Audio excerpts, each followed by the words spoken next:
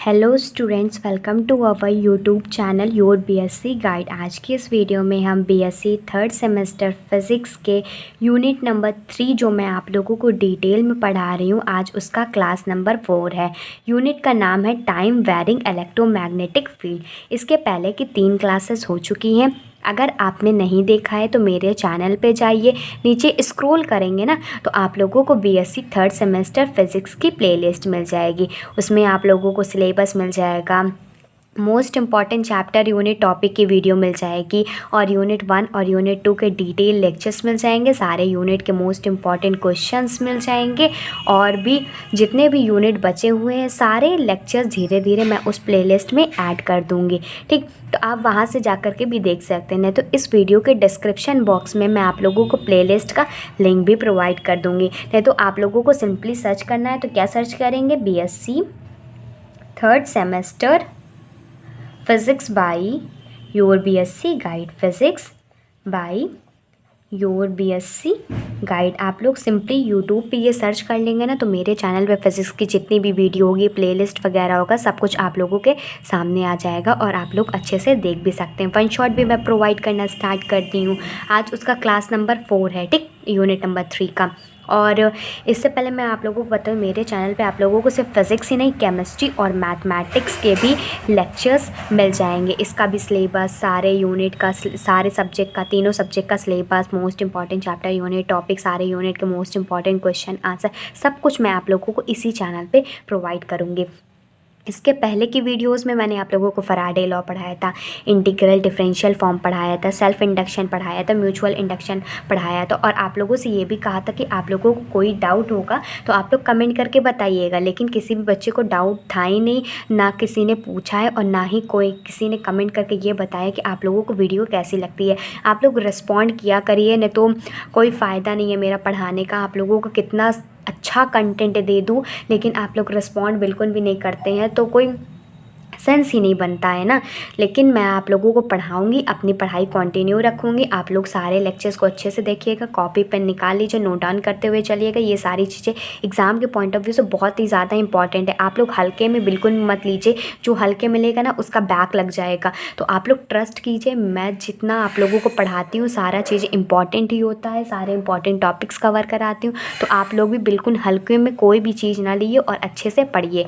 ठीक, आज का जो इम्पॉर्टेंट टॉपिक है वो है इक्वेशन ऑफ कॉन्टिन्यूटी। काफ़ी ज़्यादा इंपॉर्टेंट है, शॉर्ट में लॉन्ग में ये क्वेश्चन पूछा गया है कि इक्वेशन ऑफ कॉन्टिन्यूटी क्या होता है। अगर इस तरीके से नहीं पूछा जाएगा तो कहेगा prove that divergence of J plus del upon del T rho is equal to 0, कह देगा इसको प्रूव करो। यही इक्वेशन को कॉन्टिन्यूटी कहते हैं। इसकी आज की वीडियो में जो है मैं आप लोगों को पूरा इक्वेशन ऑफ कॉन्टिन्यूटी अच्छे से समझाऊंगी, साथ ही साथ प्रूव भी कराऊंगी। और इसके पहले के वीडियो में अगर आप लोगों को कोई डाउट होता है तो कमेंट करके बताइएगा और आप लोग ये भी कमेंट करके बताइएगा आप लोगों की एग्ज़ाम डेट आ गई है कि नहीं आ गई है और टाइम टेबल आप लोगों को मिल गया है कि नहीं मिल गया, कौन सी यूनिवर्सिटीज़ हैं, कौन से स्टेट्स हैं, ज़रूर बताइएगा। मैं आप लोगों को पूरा का पूरा जो चैप्टर है दो दिन में कंप्लीट हो जाएगा। ठीक, इसके बाद मैक्सवेल लॉ पढ़ाना है, मूविंग कॉइल गैल्वेनोमीटर पढ़ाना है, 2 वीडियो और बनेगी बस, ज़्यादा नहीं बनेंगे।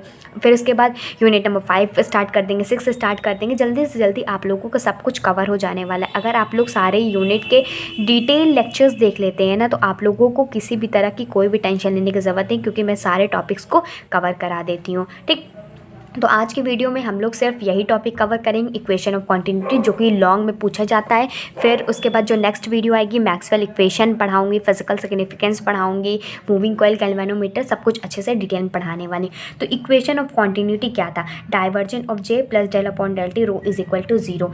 इक्वेशन ऑफ कॉन्टिन्यूटी को प्रूफ कैसे करना है, तो जितना मैं आप लोगों को लिखवाऊंगी उतना ही लिखिएगा। सबसे पहले हम मान लेते हैं कि कोई एक करंट है, एक वायर में या सर्किट में फ्लो हो रहा है और उसका कुछ वॉल्यूम है, कुछ सरफेस एरिया को कवर कर रहा है। ठीक, तो लिखेंगे let I be current is flowing through a volume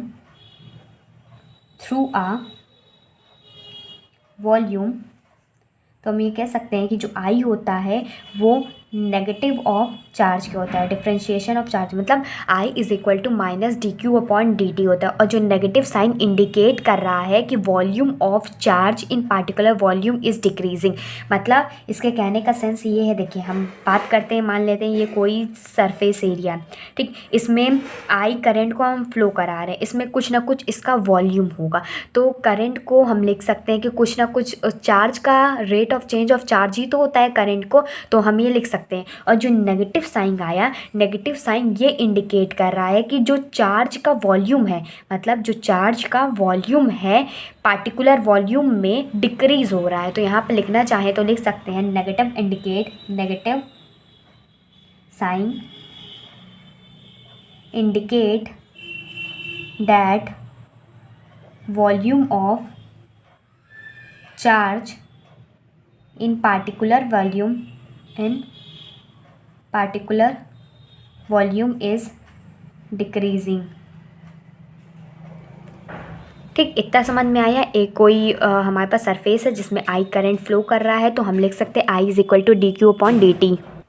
अब इसके बाद मैंने आप लोगों को करंट डेंसिटी के बारे में सेल्फ इंडक्शन म्यूचुअल इंडक्शन में बता दिया था, ठीक, तो लिखेंगे if J be the current density, current density को हम लोग जे से डिनोट करते हैं, ठीक, और हम लोग अगर आई का फॉर्मूला निकालना चाहे करंट डेंसिटी की हेल्प से, वो कितना आएगा, तो कितना आएगा, I is equal to integral J vector dot d S. हम ये लिख सकते हैं कि नहीं लिख सकते, मैंने आप लोगों को कई बार ये सारी चीज़ें बता दी। अगर आपने पिछले लेक्चर अच्छे से अटेंड किए हैं ना, तो आप लोगों को आगे के लेक्चर में कोई भी दिक्कत परेशानी नहीं होने वाली है। तो इसको हम लोग इक्वेशन नंबर फर्स्ट मान लेते हैं, इसको इक्वेशन नंबर सेकेंड मान लेते हैं, I is equal to I d S. अब हम लोग फर्स्ट और सेकेंड इक्वेशन को कंपेयर करेंगे, क्योंकि लेफ्ट हैंड साइड आई है, लेफ्ट हैंड साइड आई है, ठीक, कंपेयर करेंगे तो लिखेंगे on comparing equation, on comparing equation first and second,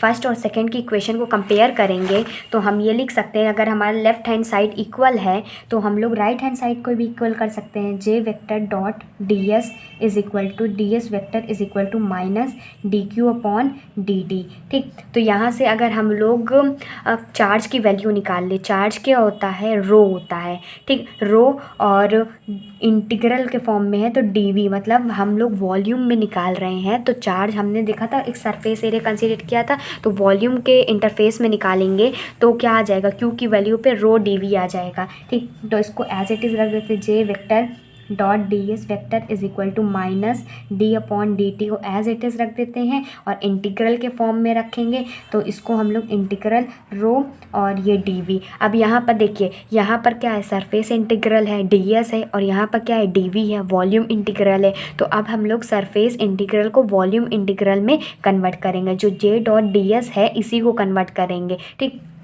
तो लिखेंगे ऑन कन्वर्टिंग, सिंपल सा है, ज़्यादा आप लोगों को टेंशन लेने की ज़रूरत नहीं है, लेकिन आप लोग अच्छे से इसको प्रैक्टिस करके जाइएगा, एग्ज़ाम में ज़रूर पूछा जा सकता है। बाकी मैंने सारे यूनिट के most important question already channel पे अपलोड कर दिया है, ठीक, अगर आप सारे यूनिट के डिटेल लेक्चर्स देख लेते हैं और मोस्ट इंपॉर्टेंट क्वेश्चंस को देख लेते हैं, मैं आप लोगों को गारंटी लेती हूँ कि आप लोगों के कहीं भी एक भी मार्क्स नहीं कटने वाले, और आप लोगों का बैक तो कभी भी नहीं लगेगा, ठीक, बस आप लोग ट्रस्ट कीजिए, मैंने भी अच्छा स्कोर किया है, आप लोग भी अच्छा स्कोर करेंगे, ठीक, तो लिखेंगे on converting surface integral into volume integral.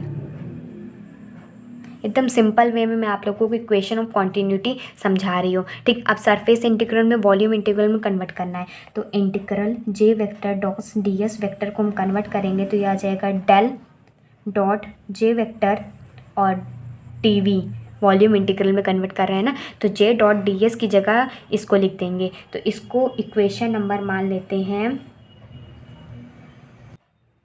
इसको इक्वेशन नंबर मानते हैं 3 इक्वेशन, ठीक, तो इसमें लिखेंगे ऑन